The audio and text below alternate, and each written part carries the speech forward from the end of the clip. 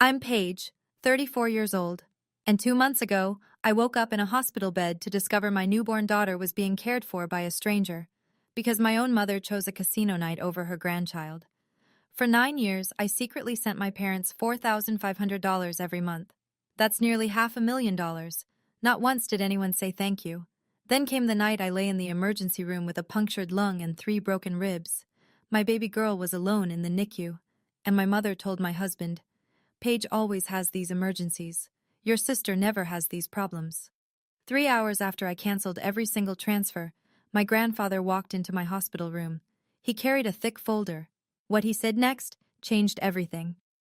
Before I tell you what happened, if you enjoy stories about standing up for yourself and karma doing its job, please take a moment to like and subscribe, but only if you genuinely connect with this story. Drop a comment below.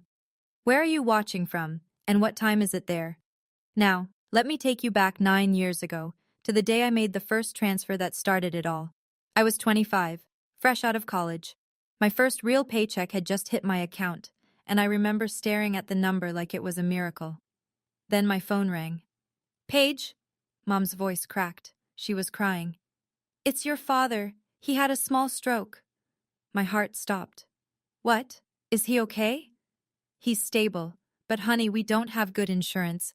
The medical bills, and we're already behind on the mortgage. They're talking about foreclosure." I gripped the phone tighter. "How much do you need?" "I hate asking you this. You just started working, but you're the only one who can save this family."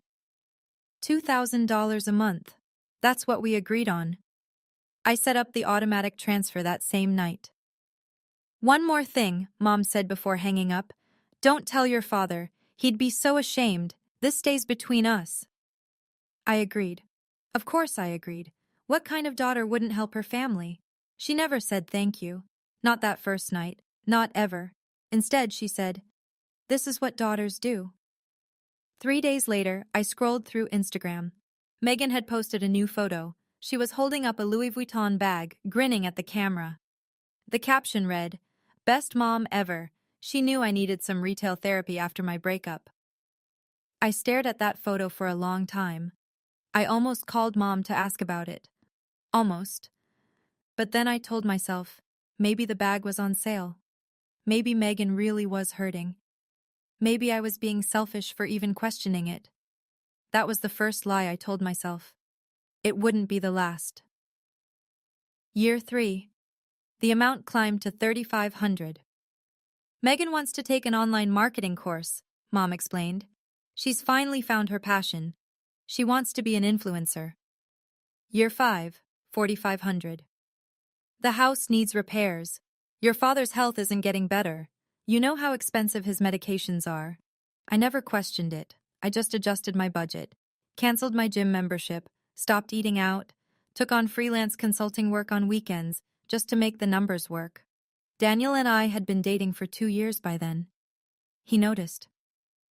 "Paige, when are we going to talk about buying a place together?" "Soon," I said. "I just need to save a little more." He didn't push. But one Thanksgiving, after we visited my parents, he asked me something that stuck. "Have you noticed your mom never asks how you're doing?" I laughed it off. "She's just busy." She spent 40 minutes telling everyone about Megan's Instagram followers. She didn't mention your promotion once. I didn't have an answer for that. What I did have was a memory. 4 years ago, my grandfather called me out of the blue. "Grandpa Harold." Mom always said he was too busy to see us, that he didn't really care about family. But that day, his voice was soft, careful. "Paige, I need to ask you something. Are you happy? Is she good to you?" I hesitated. Something in his tone made me uneasy. "Yes, Grandpa. Everything's fine." He was quiet for a moment. Then, "If that ever changes, you call me. Promise me." I promised. Then I hung up and forgot about it. I shouldn't have. The pregnancy changed everything. I was 33 when I saw those 2 pink lines. Daniel cried. I cried. For the first time in years, I felt something shift inside me. I started doing math I'd been avoiding. $4,500 a month, times 12, times 9 years. $486,000. I could have bought a house. I could have started a college fund. I could have taken a vacation that wasn't just a long weekend. But I pushed that thought away. What mattered now was the baby. I called Mom. I have wonderful news. I'm pregnant. Oh, Paige! Finally! I was starting to worry you'd never give me grandchildren. I let that comment slide. I had something harder to say. Mom, I need to talk about the monthly transfers. With the baby coming, Daniel and I need to save. I was thinking maybe I could reduce it to $3,000 for a while. Silence. 10 seconds. 20. After everything we've sacrificed for you? Mom, do you know what medications your father takes? Do you know what they cost? I just thought. You thought about yourself. That's what you thought about. I didn't reduce the amount. Before I hung up, I heard Dad's voice in the background, quiet, tired. Linda, maybe we should let her. Robert, stay out of this. The line went dead. It was such a small moment. I almost forgot it. But looking back, I think Dad was already starting to crack. That night, I couldn't sleep. I scrolled through Mom's Facebook. There she was, just 3 days ago, at a spa with her friends. Cucumber slices over her eyes. Caption, Self-care Sunday with my girls. The same week she told me Dad's prescriptions were bleeding them dry. I stared at that photo until my eyes burned. Daniel found me crying at 2 a.m. What's wrong? Nothing, I said. Hormones. Another lie. They were getting easier to tell. 7 months pregnant, exhausted, still sending the money. Daniel sat me down one evening. He had a spreadsheet open on his laptop. I need you to look at something. He'd tracked everything, every transfer, every excuse, every time I'd said just one more month and then kept going. Paige, this is $486,000. Seeing it written out made my chest tight. That's 2 down payments on houses. That's Emma's entire college fund. That's 20 years of retirement savings. I started to defend it. But they needed, did they? He turned the laptop toward me. Your mom posted about a new living room set last month. Your sister just got back from Cabo. Your dad's medications somehow cost more than cancer treatment. I had no answer. I'm not telling you what to do, Daniel said quietly. But I need you to ask yourself something. If you keep doing this, what does our daughter learn? That her mother is an ATM? That family means giving until you have nothing left? I wanted to argue. I wanted to say he didn't understand. But he did understand. That was the problem. What if I stop?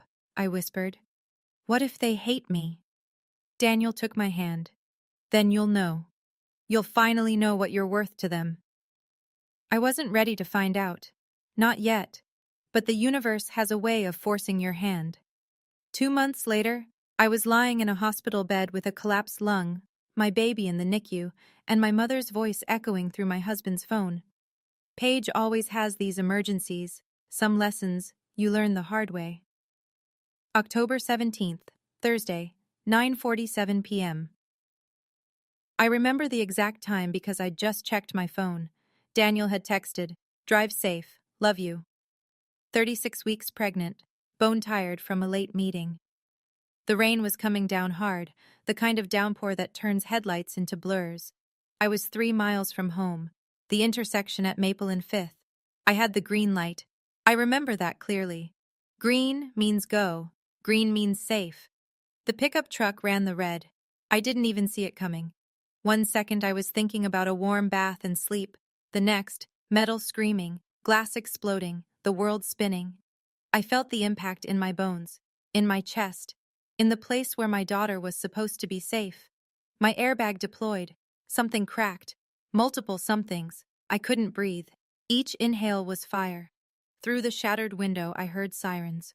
Far away, then closer. My hand found my belly. Still there, still round. But was she moving? I couldn't tell. Everything hurt too much. Ma'am? Ma'am, can you hear me? Flashlights. Voices. Someone cutting through my seatbelt. She's pregnant. We need to move now. I tried to speak. Tried to say, save her first. But no sound came out. The last thing I saw before everything went black was a paramedic's face, young and scared. The last thing I thought was, please, not her. Take me if you have to, but not her. Then nothing.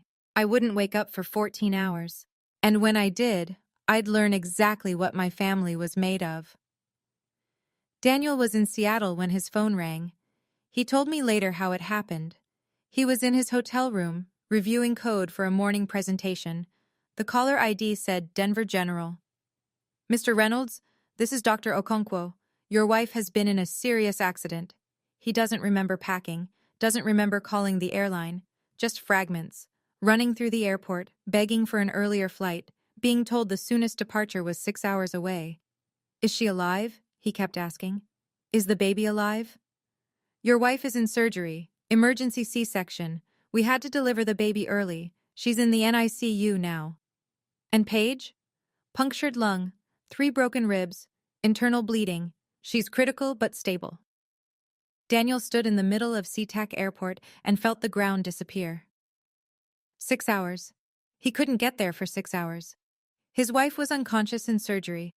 His newborn daughter was alone in the NICU, and he was 2,000 miles away. He did the only thing he could think of. He called my mother. She lived 20 minutes from the hospital. 20 minutes. She could be there before the surgery ended. She could hold Emma. She could be there when I woke up. The phone rang 4 times. Hello? Mom's voice was cheerful, relaxed. Linda, it's Daniel. Paige has been in an accident. She's in surgery. The baby. Oh my God. A gasp. Genuine shock. Is she okay? I don't know. I need you to go to the hospital. Please, I can't get there for 6 hours. A pause. Too long. Tonight? And that's when everything changed. Yes, tonight. Daniel's voice cracked. Now. Please. Your granddaughter is in the NICU alone. Another pause. In the background, Daniel heard something. Bells. Electronic chimes. The unmistakable soundtrack of slot machines. Daniel, you know Megan is on her Caribbean cruise this week. What does that have to do with... I promised to watch her cat. Whiskers gets anxious when he's alone. Daniel laughed. He actually laughed, because surely this was a joke. Linda, your daughter is in the ICU. Your granddaughter was just born premature. I'm asking you to drive 20 minutes. Paige always has these emergencies. Her voice turned cold, annoyed. Your sister never has these problems. Megan is so organized, so put together. Maybe if Paige wasn't always working late. She was driving home from work, Linda. A truck ran a red light. Well, I'm sure it's not as serious as it sounds. You know how hospitals exaggerate. Call me tomorrow when things calm down. The slot machines chimed again, louder now. She wasn't even trying to hide it. You're at a casino, Daniel said flatly. I'm having a night out with friends. Is that a crime? Your daughter almost died. And she didn't, did she? She'll be fine. She's always fine. A sigh, heavy with inconvenience. Besides, Daniel, you married her. This is your responsibility, not mine. She hung up. Daniel stared at his phone for a long time. Then he did something he'd never done before. He scrolled to a contact he'd saved months ago, just in case. A number Paige had mentioned once, years back. Harold Green. He pressed call. At 78 years old, my grandfather answered on the second ring. I woke up to fluorescent lights and a tube down my throat. Everything hurt. My chest, my arm, my head, even my thoughts felt bruised. A nurse leaned over me. Mrs. Reynolds, you're in the ICU. You've been in surgery. Try not to move. I couldn't speak with the tube, but my hand flew to my stomach. Flat. Empty. Panic. Pure, white-hot panic. The nurse understood. Your daughter is alive. She's in the NICU. She's small but strong. I started crying. Couldn't stop. They removed the tube an hour later. My voice came out like sandpaper. Where's my husband? He's on a flight. Should land in 2 hours. My mother? The nurse hesitated. That hesitation told me everything. No family has come yet, ma'am. No one. My daughter was born, and no one from my family came. I asked for my phone. They'd saved it from the wreckage. Cracked screen, but functional. No missed calls from Mom. No texts. Nothing. But there was one notification, an Instagram post from Megan, time-stamped 3 hours ago, a selfie on a cruise ship deck, cocktail in hand. Caption, "Living my best life, Caribbean vibes only." I put the phone down. "I need to hire a night nurse," I told the attending. "Someone to stay with my daughter in the NICU until my husband arrives." They connected me with an agency. 40 minutes later, a woman walked into my room. "Mrs. Reynolds, I'm Maggie. I'll be taking care of Emma tonight." She was mid-40s, warm eyes, competent hands. "Wait," she said, reading my chart. "Reynolds. Paige Reynolds?" "Yes." "He used to say his biggest regret was not speaking up sooner. I never understood what he meant." She paused, studying my face. "Would you like me to contact him? I still have his number." I shook my head slowly. "Not yet. I need to process everything first." She nodded, respecting my choice. But before she left, she scribbled something on a notepad and placed it on my bedside table. "Just in case you change your mind." I didn't know then that someone else had already made the call. My heart stuttered. "He talked about me?" Maggie stayed while I processed her words. "What did he say about me?" "That you were brilliant, that you worked too hard, that he worried about you." She paused. "He also said his biggest regret was not speaking up sooner." I never understood what he meant. I didn't either. Not then. After Maggie left to check on Emma, I lay alone in the dark. My right arm was in a cast. Every breath sent pain shooting through my ribs. But my mind was sharp. Sharper than it had been in years. I fumbled for my phone with my left hand, opened my banking app. The transaction history loaded. 9 years of transfers. Automatic, reliable, like clockwork. $4,500 every single month. I scrolled back, and back, and back. Not one thank you text in the records, not one acknowledgement, just money flowing out into a void that was never satisfied. My finger hovered over the settings. Manage automatic transfers. Mom's voice echoed in my head. This is what daughters do. But what do mothers do? What do mothers do when their daughters are bleeding in emergency rooms?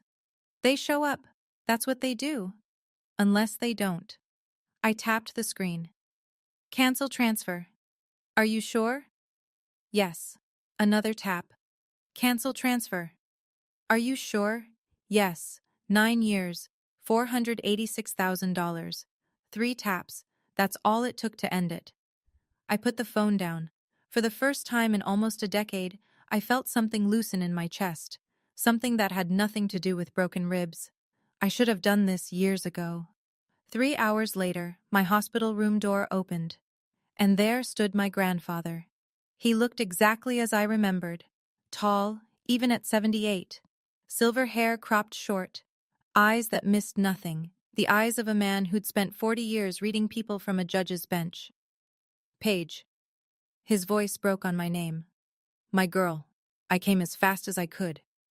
I burst into tears. He crossed the room in 3 strides and took my hand. My good hand, the one without the cast. His grip was warm and steady. "I'm here now," he said. "I'm here." I couldn't speak. 4 years. It had been 4 years since I'd seen him. Mom always had an excuse. "Grandpa's traveling. Grandpa's busy with his foundation. Grandpa doesn't really do family visits anymore." I thought, I choked on the words. "Mom said you didn't want to see me." His jaw tightened. "She told me the same thing about you." We stared at each other, years of manipulation, suddenly visible. "Daniel called me tonight," Grandpa said. "He told me what happened, what your mother said." Shame flooded through me. "Grandpa, No," he squeezed my hand. "You don't apologize. You have nothing to apologize for." He reached into his coat and pulled out a folder. Thick, manila, worn at the edges. "Paige, I need to tell you something. I've known for a while now. About the money." My stomach dropped. "What?" "The transfers, every month, for 9 years." He opened the folder. Inside were bank statements, my bank statements. "I've been watching. How? I have my ways." A ghost of a smile. Old habits from the bench. I knew something was wrong, so I looked. I stared at the papers. Every transaction, documented. Why didn't you say anything? He was quiet for a long moment. When he spoke, his voice carried decades of regret. Because I made the same mistake with your grandmother. I saw problems in our family and stayed silent, hoping they'd fix themselves. She died before I could make things right. He met my eyes.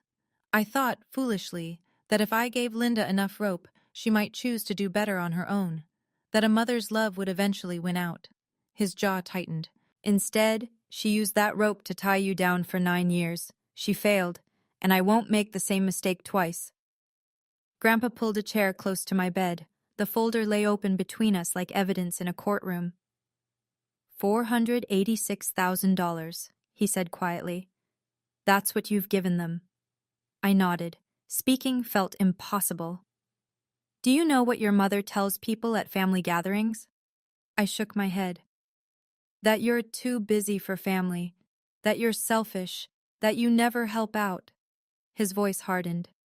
She stood in my living room last Christmas and told me you refused to contribute to your father's medical bills. My mouth fell open. That's not... I've been paying for everything.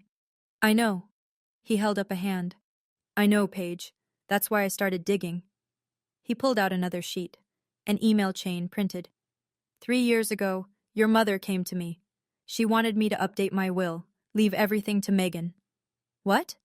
Her argument was that you already have a rich husband and don't need the help. His laugh was bitter. Meanwhile, you were working 60-hour weeks and sending her enough money to buy a small house. I felt sick. Actually, physically sick. I didn't change the will.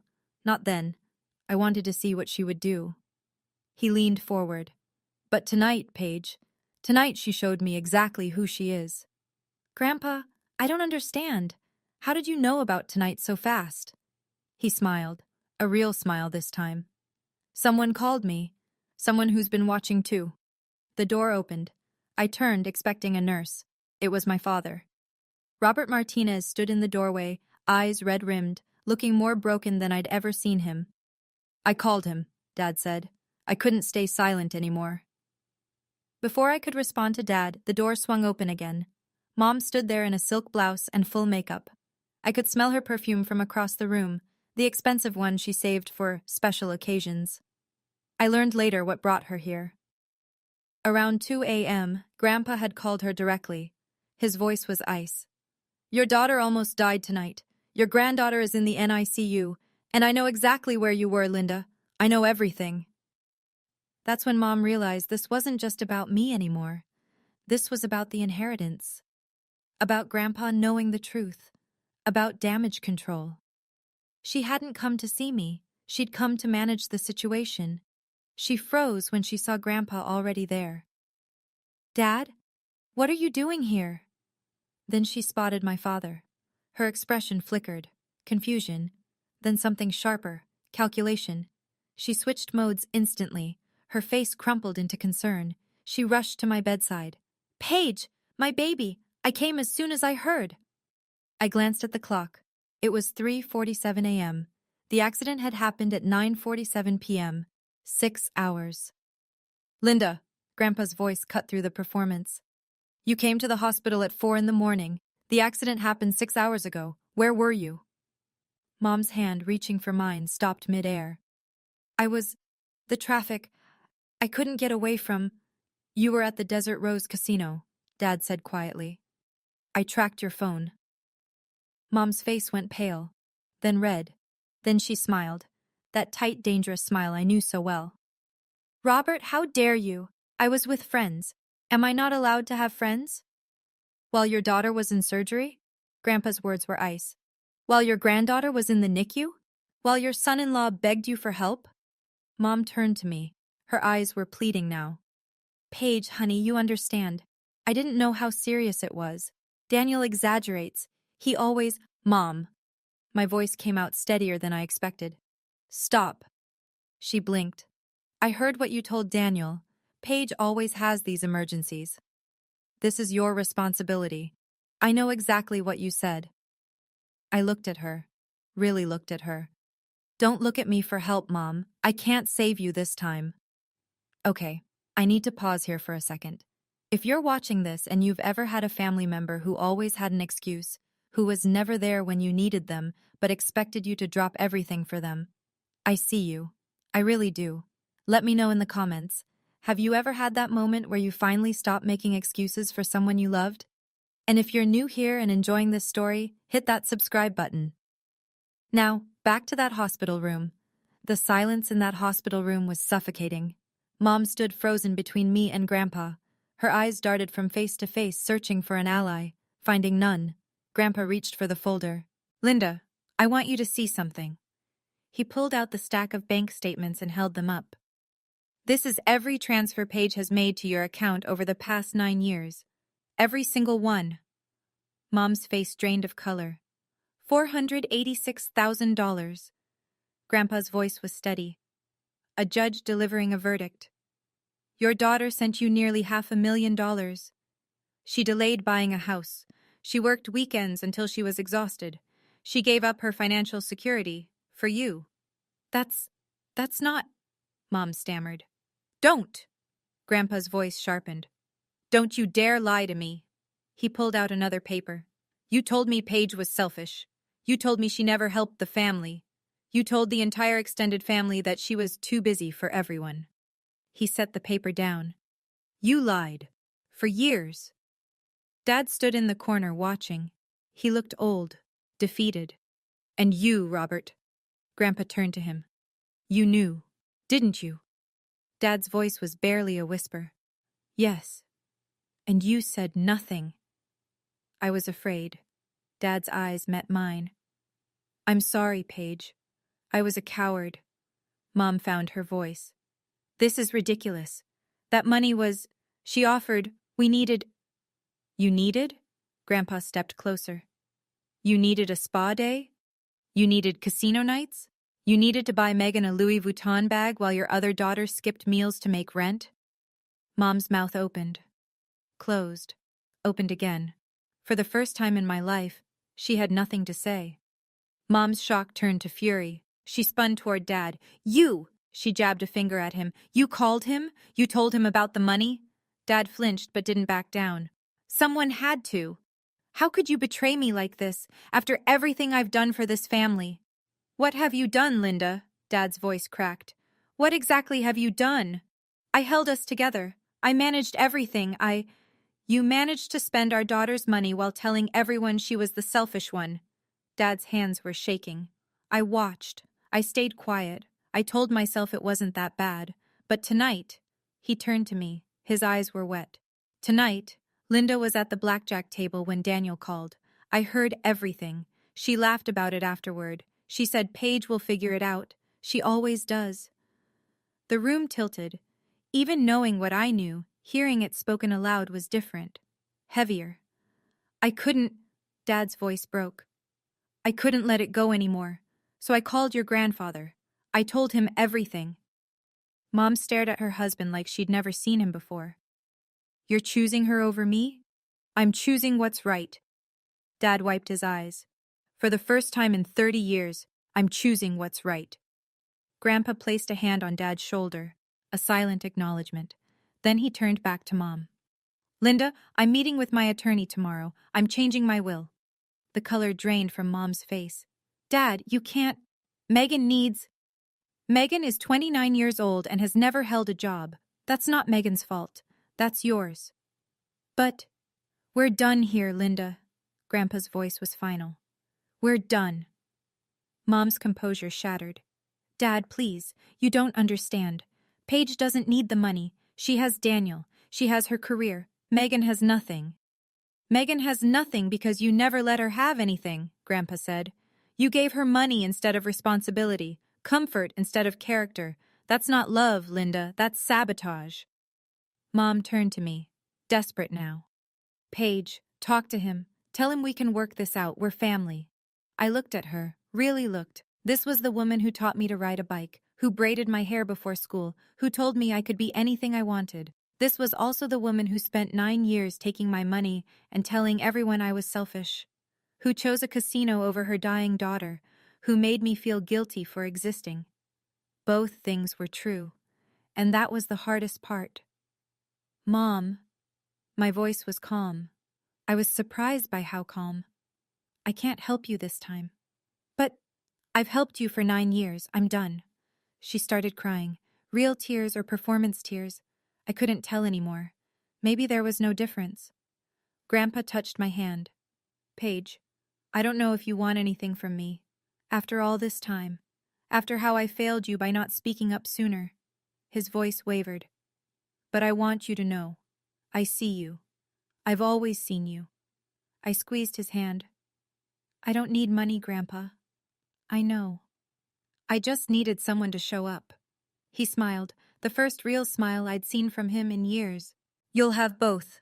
I'll make sure of it. Mom watched us. Something shifted in her face. The tears stopped. And in that moment, I saw it. She wasn't sad. She was calculating her next move. 4 weeks passed. My ribs healed. My lung reinflated. Emma grew stronger every day, hitting milestones the doctors said might take months. Life found a new rhythm. Quiet mornings with coffee. Emma's small sounds filling the house. Daniel working from home so he could be close. And no money leaving my account. The first month without the transfer felt strange, like a phantom limb. I kept checking my bank app, half expecting to see the withdrawal, but there was nothing, just peace. Mom called. A lot. Paige, please, let's talk. Paige, I've been doing a lot of thinking. Paige, you can't shut me out forever. I didn't answer. I wasn't ready. Then, one afternoon, the voicemail was different. Paige. Mom's voice was thick, wet. I know I messed up. I know I hurt you, but please, let me meet Emma. Let me be her grandmother. I'll do better. I promise. I played that message 3 times. Daniel watched me carefully. You're considering it. Am I stupid if I am? You're not stupid, you're hopeful. He kissed my forehead. That's different. I called her back. One chance, Mom. Emma's 1-month celebration. You can come, but this is it. If you mess this up, I won't, I swear. Thank you, Paige. Thank you. The party was set. 20 people, Grandpa, Dad, a few close friends, colleagues from work, and Mom. Daniel helped me prepare. Decorations, food, a small playlist. Are you sure about this? He asked the night before. I looked at Emma sleeping in her bassinet. No, but I need to know, once and for all. He nodded. He understood. We both knew this wasn't really about second chances. It was about closure. The party started at 2. Grandpa arrived first, carrying a stuffed elephant bigger than Emma. Dad came alone. He and Mom had driven separately, which I noticed but didn't mention. Friends filtered in, colleagues. The house filled with warm bodies and warmer wishes. Emma slept through most of it, blissfully unaware of her own celebration. Mom arrived at 2:45, 45 minutes late. She walked in with Megan. I hadn't invited Megan. Surprise! Mom beamed.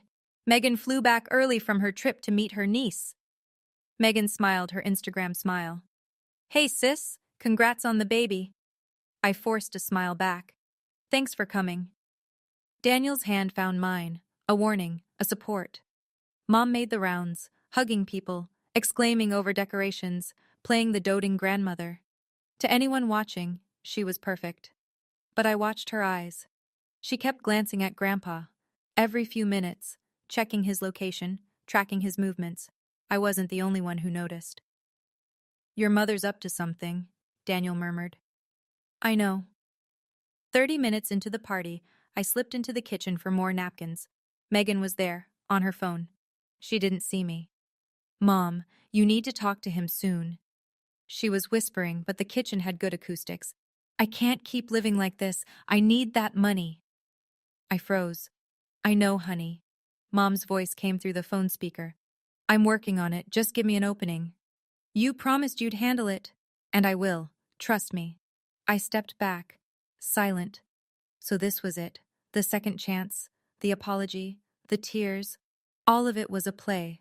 All of it was about the inheritance. I should have known. I did know. I just didn't want to believe it. I walked back to the living room. Calm. Focused. Daniel saw my face and understood immediately. What happened? Watch. Mom had cornered Grandpa near the window. They were speaking in low voices. She had her hand on his arm, the gentle, pleading gesture she'd perfected over decades. But someone had set up the karaoke machine earlier. The wireless microphone sat on the side table, and the speaker system was on. Mom didn't notice. Dad, I know things have been tense. Her voice carried through the room, amplified. Clear. But you have to understand, Megan needs the inheritance more than Paige does. Paige has a husband, a career. Megan has nothing. The room went silent. 20 pairs of eyes turned toward the window. Mom kept talking, oblivious. I'm not asking you to cut Paige out completely, just reconsider the split. It's only fair. Someone coughed. The sound cut through the air. Mom turned, saw the faces, saw the microphone on the table, its red light blinking. The color left her face. She looked around. That's not, you're taking this out of context. What context would make that better, Linda? My colleague Sarah stepped forward. Did I hear that right? You're lobbying for inheritance money at your granddaughter's party? You don't understand our family. I understand plenty. Sarah's voice was steel. Paige is one of the most generous people I know. And you're here playing politics with a baby in the next room? Mom's mouth opened and closed. No sound came out. Grandpa stepped away from her. His face was stone. Everyone in this room just heard what I've known for years. His voice carried, clear and final. My daughter sees her children as resources to exploit, not people to love. The room held its breath. I stood up. My legs were steady. My voice was clear. Mom! She turned to me. Tears were forming. Real or fake, I'd never know. Paige, please. This is a misunderstanding. I was just trying to… Stop. One word. Gentle but firm. She stopped. I walked to the center of the room. Everyone was watching. My friends, my colleagues, my family. I could feel their attention like a physical weight. I gave you one last chance today. My voice didn't waver. Not because I thought you'd changed, but because I needed to know for sure. Mom reached for me. Paige, for 9 years, I sent you $4,500 every month. You know what that adds up to? $486,000. $500,000. Gasps. Someone whispered, "Oh my God." While I was sending that money, you told everyone I was selfish, that I never helped the family, that I was too busy for you. I paused, let it sink in. The night I almost died, you were at a casino. Your granddaughter was alone in the NICU. You chose slot machines. Mom was crying now. Real tears, finally. And today, at my daughter's party, you're still thinking about money, about inheritance, about what you can take. I stepped closer. I'm not doing this out of anger, Mom. I'm doing this out of love. My voice softened. For my daughter. For myself. And honestly, even for you. Because someone should have stopped you a long time ago. I took a breath. From today forward, we're done. Don't call. Don't visit. We're done. The tears on her face streaked her mascara. She looked old, broken, and for the first time in my life, I didn't feel guilty. The silence after my words was absolute. Then Mom exploded. You ungrateful child, her voice cracked. After everything I sacrificed for you, I raised you, I fed you, I gave you everything. You took everything, Mom. There's a difference. Megan stepped forward. Everyone's overreacting. You don't know the whole story. Mom was just trying to… Save it, Megan. Sarah folded her arms. We all just heard her ask her dying father to cut Paige out of the will at a baby's party.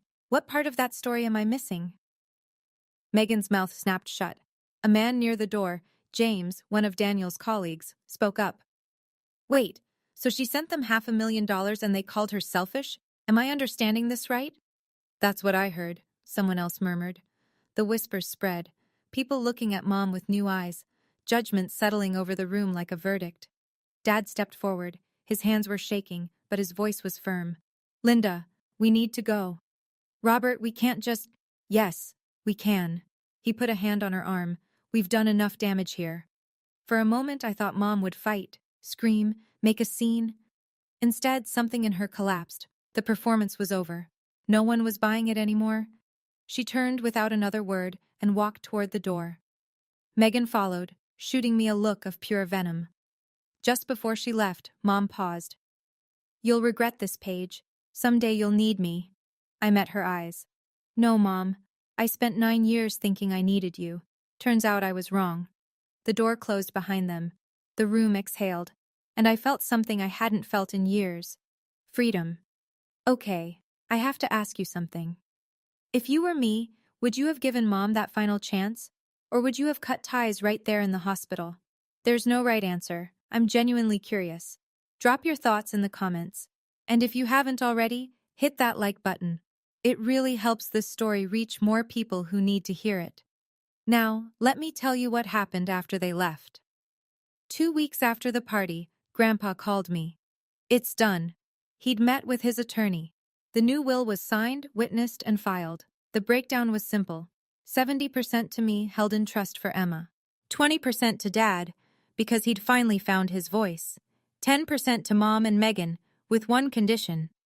Mom had to complete 6 months of therapy with a licensed counselor before receiving a single cent. "I don't expect her to do it," Grandpa said. "But the door is open. That's the best I can offer." I didn't argue. It was more than fair. The ripple effects came quickly. Without my monthly transfers, Mom and Dad's finances tightened immediately. The spa trips stopped. The casino nights ended.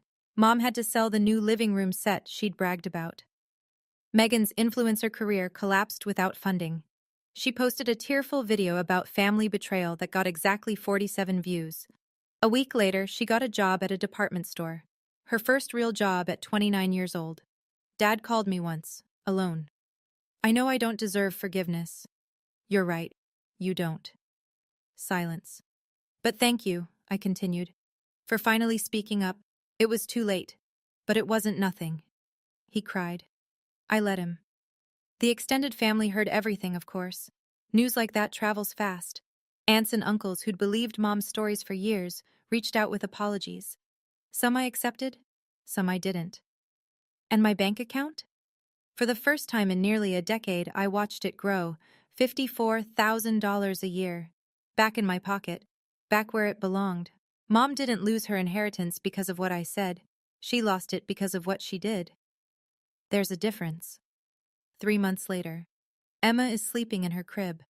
Grandpa is in the rocking chair beside her, reading a novel with his glasses perched on his nose.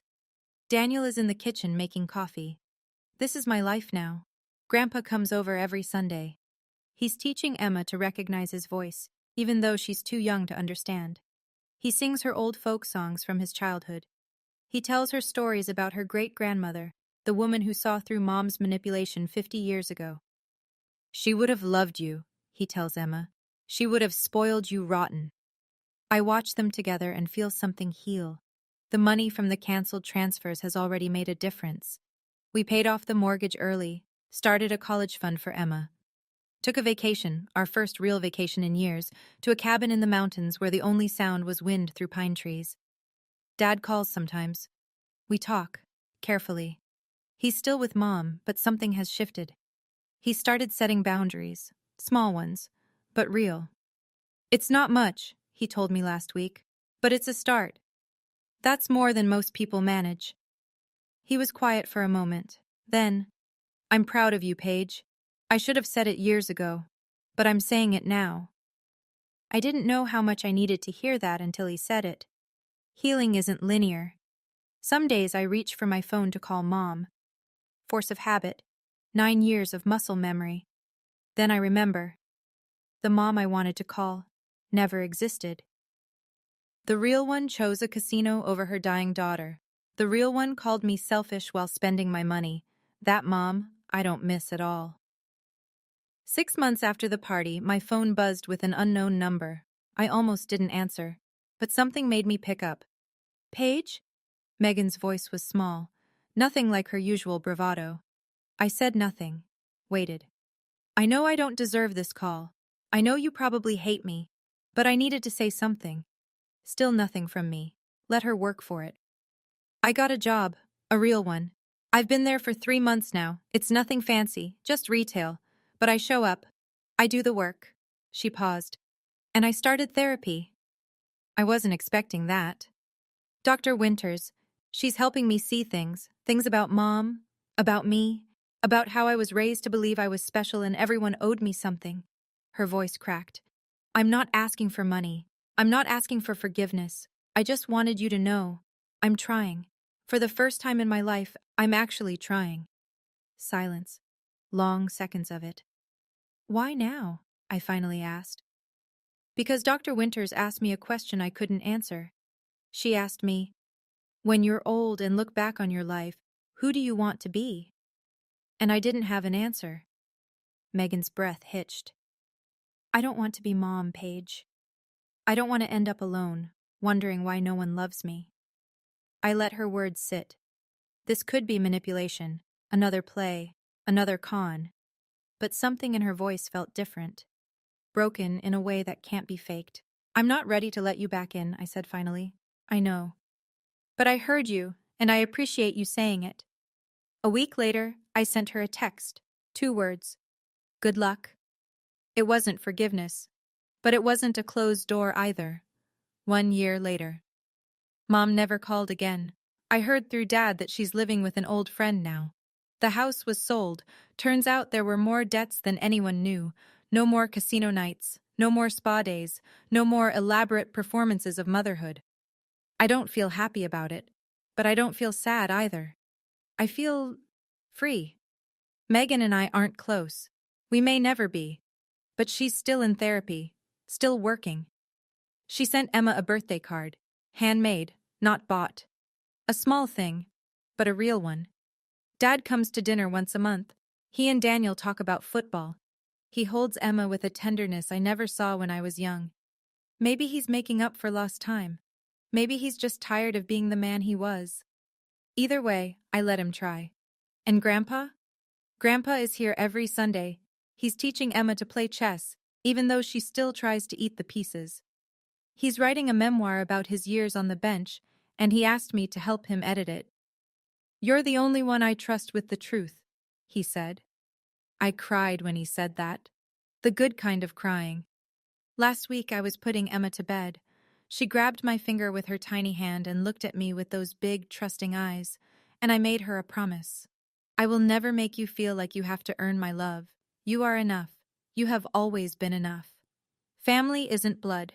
Family is who shows up, who stays, who chooses you, not because they have to, but because they want to. I finally found mine, and it was worth everything I lost to get here. Before I go, I want to share a few things I learned through all of this, not as advice because I don't know your situation, just things that helped me. First, guilt is not the same as love. For years I confused them. I thought feeling guilty about not helping meant I loved my family, but guilt is a tool people use to control you. Love doesn't work that way. Love doesn't keep score. Love doesn't make you feel small. Second, you can't set yourself on fire to keep others warm. I know you've heard this before, but hearing it and believing it are different things. It took me almost dying to finally believe it. I hope you don't wait that long. Third, the people who matter will understand your boundaries. When I finally drew a line, I was terrified. I thought everyone would abandon me. But the opposite happened. The people who truly loved me respected my decision. The people who didn't? They just showed me who they really were. And finally, choosing yourself is not selfish. It's survival, it's self-respect. It's teaching your children that their mother knows her own worth. Emma will grow up seeing a mom who doesn't apologize for existing, who doesn't beg for crumbs of affection, who knows, really knows, that she deserves better. That's the greatest gift I can give her. Thank you for staying with me through this entire story. It wasn't easy to tell, and I'm sure it wasn't easy to hear, especially if you've been through something similar. If this story resonated with you, I'd love to hear from you. Drop a comment and tell me, what would you have done differently? Or maybe, what did you recognize from your own life? If you're new here, consider subscribing.